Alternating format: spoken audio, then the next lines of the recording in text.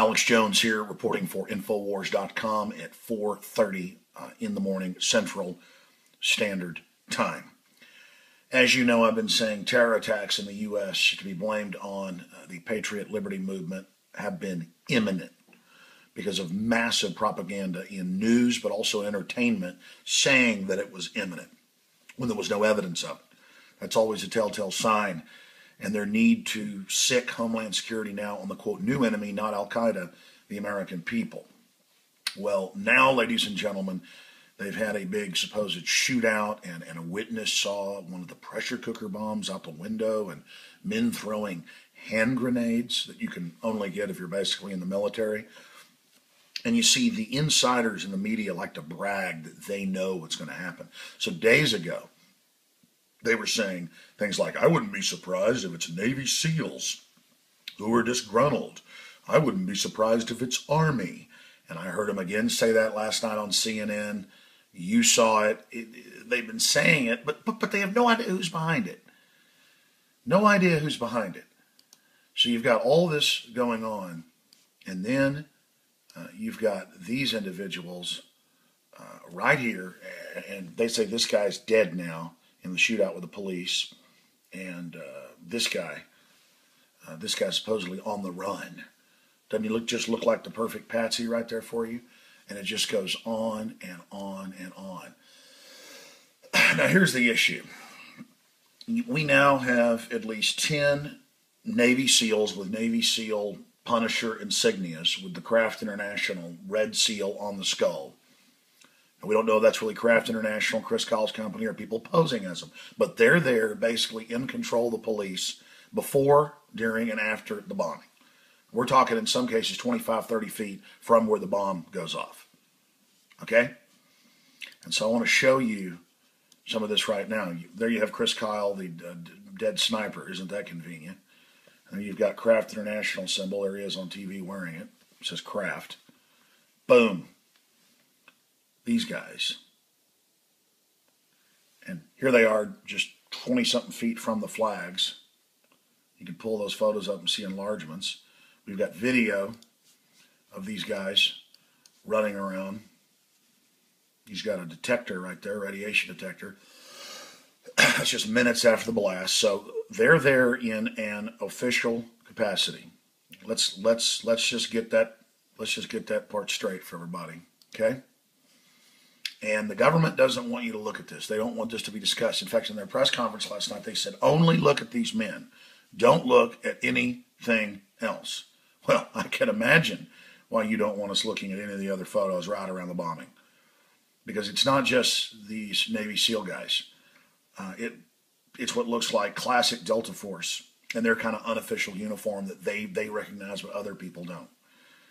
Crouching in doorways and the rest of it. So they do not want you to look at this, and it shows how controlled the media is. This has been out for several days. We broke it. We even put out the photos of what looked like the Saudis, but said they're probably just patsy diversions. And that turned out to be true. Look at this guy hiding in the doorway with a big backpack minutes after the bombing, see the windows blown out. I mean, it just goes, it looks like a Navy SEAL / Army. We're not sure. The point is, look at this. And it just goes on and on. There's the Craft International. You see the red where it says Craft on the skull. The other SEAL teams use the similar symbol, so does Blackwater, which of course is basically a SEAL cutout group. So this is the type of stuff we've got going on here. And then of course we also have Assad coming out and saying the West will pay for using Al-Qaeda against Syria, and our government admits they're running Al-Qaeda and arming them.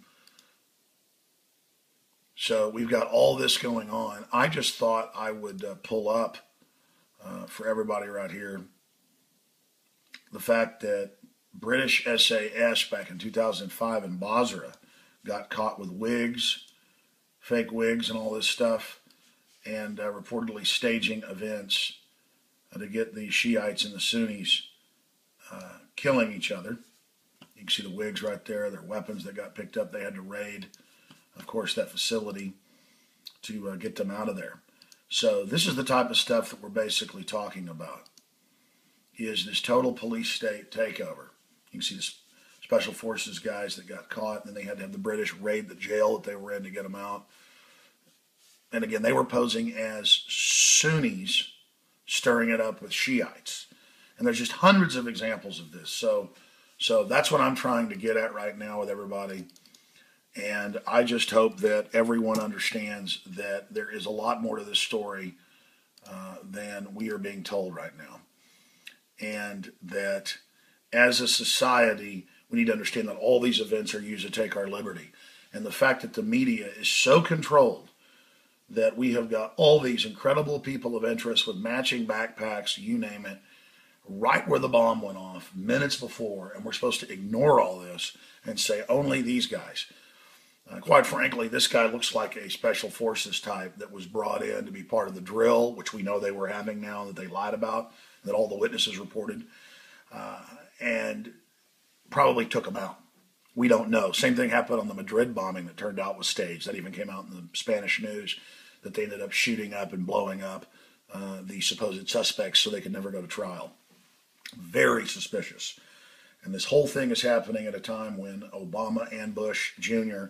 have basically been indicted by a congressional bipartisan committee for ordering torture, and a bunch of other news is coming out right now. And this is a classic false flag. We just don't. We know that the story's a lie. We know there's more to it. We know it's being used to take our liberties, but we don't know all the details. So keep watching, keep spreading the word.